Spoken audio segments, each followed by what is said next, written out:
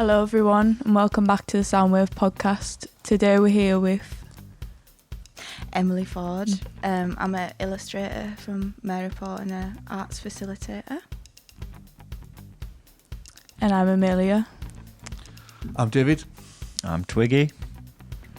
And our first question today as an icebreaker is, Emily, what's your 3 favourite songs? Oh my gosh, that is such a hard question.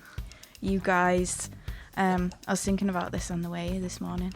My first one, I have to say this one. It's Disorder by Joy Division. Okay. I just think that is the best start to an album, I think, of all time. Like, I'm a massive Joy Division fan, so I had to go for Disorder. And have you heard, which 1975 song was it? Oh, I'll play it for you later. What, is it Ripping It Off? Oh, just a bit. I'll play it for you later. I'm intrigued. I can't play it now. We would have to pay money to someone. We don't want to do that. Yeah. Second one is Anti-Glory by Horse Girl. They're like this amazing like post-punk band from Chicago, and they're all about 20, and they're just absolutely phenomenal. Brilliant. Do you know Jeff Tweedy from Wilco? He produced their albums. Right. And they're just so good.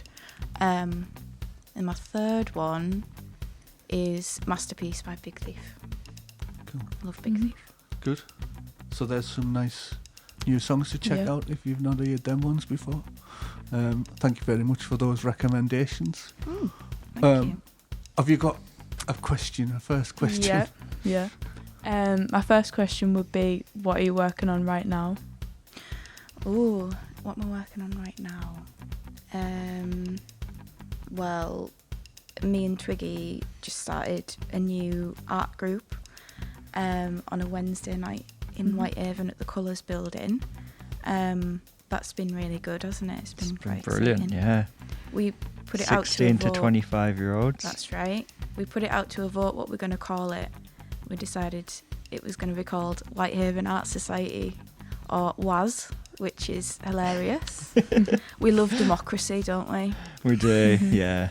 What was the other one we were going to go for? Talking about that. We were going to call it RF. I like RF. that one, but democracy wins. Was. So that's, yeah. And this is why you don't put it to a vote. But that's been taking up my time recently.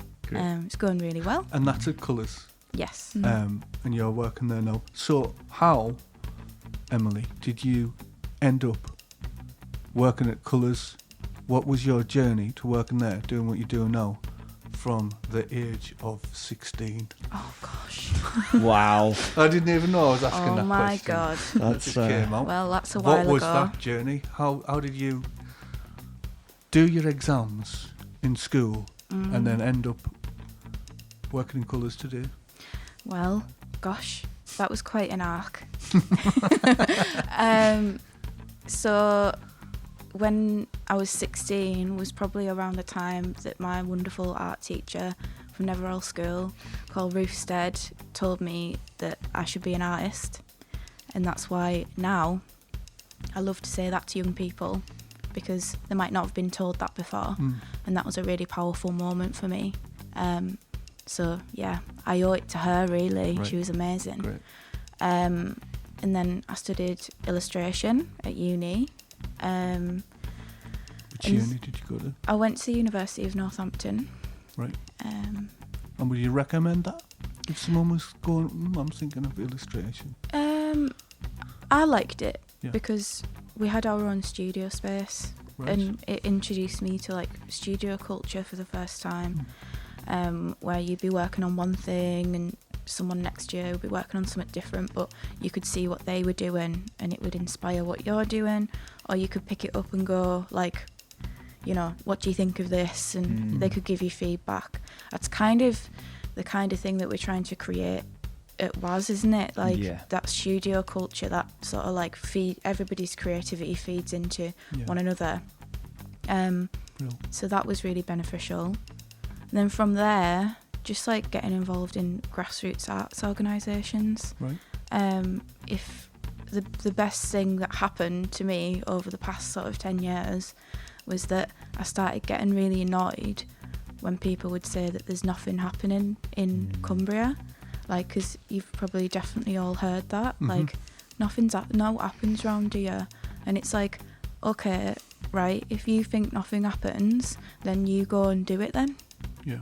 Whatever you want to see, you put it on. Yeah. So that's why I started Raw Art CIC, where we did gigs and art exhibitions, and then that opened me up to like meeting all these other people that were doing the same thing, and that was like a wonderful, eye-opening experience to see this like network of creatives in Cumbria, and like, yeah, you have to look for it, but it's there, and like to connect with all of those amazing creative people who are working class like me, who are just like doing it. Yeah. And that's how I ended up at Colours, and I absolutely love it. That's incredible, and what a fantastic feeling as well to have, you know, feelings of frustration and anger. Oh, there's no art around here, there's nothing going on. To then channel that into making that happen and creating that and making opportunities for other artists and young people especially. It's really inspiring. Thank you. Definitely. That's exactly right though, like if we don't give young people the opportunities, they'll go away and find them elsewhere, and I want them to stay here. Like, I want there to be more artists here. Yeah. I wanted to ask you on that actually, because you went away to university. What was the pull to come back to West Cumbria? The sea. The sea. Get the it. Irish Sea. Too landlocked. Yeah. Get it. Yeah. But what also I found interesting there was, like, from the very start there, you said it was your teacher. Sorry, what was her name again? Ruth Stead. Is she from still? Neverhall School. She's still there. Yeah. Because that's pretty important, isn't it? That you kind of like went, oh, right, I can be an artist. Yeah. You know, because if the right people aren't around you, you know, giving you that information and that kind of support. How do you know? Especially like when we're here and we're not attached to the kind of creative industry career paths as much. Maybe getting a bit better now, I don't know, but you know, if it isn't for people like that, it's really important to have that person like set you off on your journey, like the like no the one parent that seems runs behind to- you on the bike and skittles you off. It's exactly right. No one tells working class kids that they can be artists. True. And which is bizarre because when you look at, you know, our creative industry in the UK, like it's all working class people who like managed to do it despite the odds. You know, one of our greatest imports at one time was music. It's still pretty high up there. Yeah. And most of that work was made by, you know, when you look at like the different record labels, like Creation Records and like the Factory, like that's working class people, like despite everything doing it. Yeah. But then you get this sort of like other side of it where working class young people just aren't told that they're artists, and I just think that that's absolute nonsense. Yeah. Such a waste of talent as well, and just pure imagination, creation, and like you say, in the past artists have been struggling and working with literally nothing, yet now they're dead. Their artwork's in galleries for thousands of people to enjoy and appreciate, and it like the irony is just like, well, where was that when they were alive? Yeah. It's true. Yeah. Is that our ring doorbell going?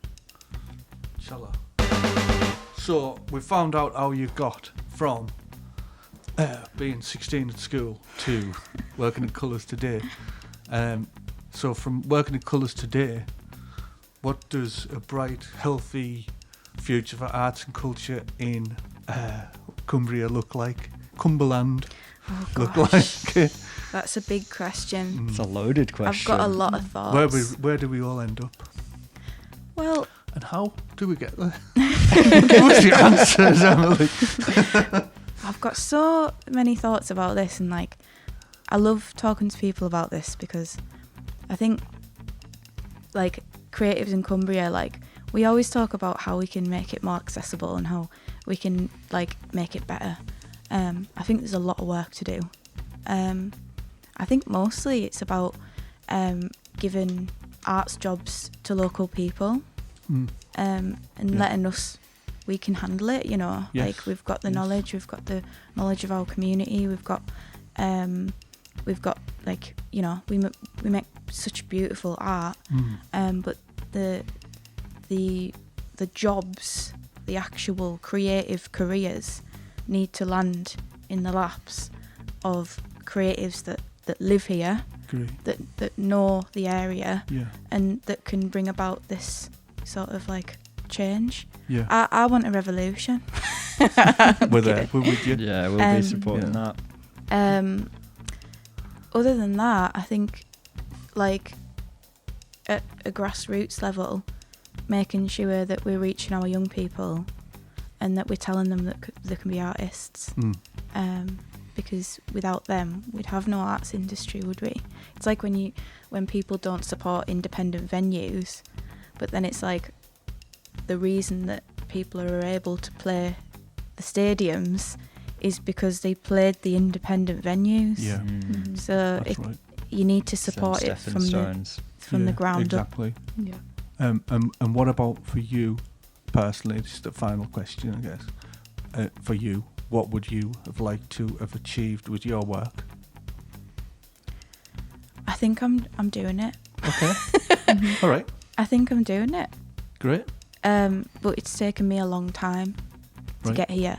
I wish that the journey could have been easier, for sure. Like, because it's taken me 6 years to get to a point where I can get commissions and work in the sector. Like, I wish that it hadn't taken me that long, but it's because I had to work in cafes, and I had to, you know, to sustain the job. Yeah. And if I'd had all the time and all the energy that wasn't being sucked into stuff like that, then I definitely could have done things earlier.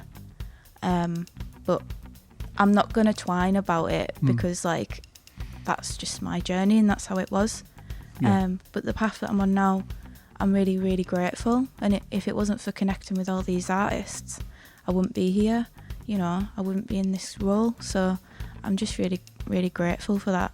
I wish that we got more recognition as a sector, and I wish that we got more funding, and I wish that funding was shared properly. But, you know, I think we could definitely. I think we can do it. Yeah, I agree. What do you think? I think that's a really good place to leave that, actually. But yeah, 100%. I think there's enough people, there's enough boots on the ground as it is, as you know, as the saying goes, at the moment, of like-minded organisations and individuals who are slowly kind of pulling together. There's artists out there as well. There's people in the community that, you know, they might be hiding behind trees and under rocks and in rivers, but on a grassroots level, we're about in West Cumbria. We're here, there, and everywhere, and we're making things that are impactful and positive and bringing about change that puts West Cumbria on a place where it recognises art as a creative career and a creative place that adds value to the community. Yeah, I think you're right, and that's it. And I feel like sometimes the thing that brings people together is, like, maybe sounds a bit dramatic, but a common enemy, you know. And I feel like people are quite angry at the moment about certain situations, you know, and we've got a bit of a common enemy, and I feel like there's Who said revolution? Someone said revolution. I don't think there's going to be any beheadings. Or I'm anything. tying my red bandana as we speak. You know, I just from talking to people around and out and about recently, that's the kind of vibe that I'm getting, and I think there's more stuff happening because individuals and organisations are just ploughing forward, pushing forward with it now, and not waiting for the support that is apparently coming, you know. So we're just kind of cracking on with it at the moment, and I think good things are coming from it, to be honest. And it's our thing. Yeah, DIY. Yeah. I think like if you get art that's unfiltered like that, it's often like the most powerful, really, because you're not having to curb it for any other reason, you know, any outcome or whatever. It's just like freedom to make stuff. Okay. And it is what we've always done in Cumbria. Yeah. You know, we've made art despite everything. So I think it makes for better art for sure. 100%. In the words of Zach Della Rocca, anger is a gift. Let's leave it there. Yes. Obviously, it's something we regret. Thank you, Emily. Yeah, thank you. Thanks for having me. So Emily, tell us what you've got coming up and what's planned. So I obviously mentioned earlier, we've got Whitehaven Art Society. If you're under 16, we've got the colours, colour-coded at the Colours building on a Thursday night, 5 till 7. And other than that, like Queer Cumbria, there's so much going on. We've just opened a gallery in Carlisle called The Closet because it's tiny. And we do like art exhibitions and workshops there. And we have a Christmas do as well at Tully. We're doing like a queer alternative Christmas where we're going to like play games and eat food and watch films, and it's just going to be absolutely lovely. If you're feeling a bit sort of like worried about Christmas and you have to sit with like, you know, your homophobic nana, then you should come to this because you can be around people who like will get it. Great. So yeah. What a cool thing. Mm-hmm. Thank you.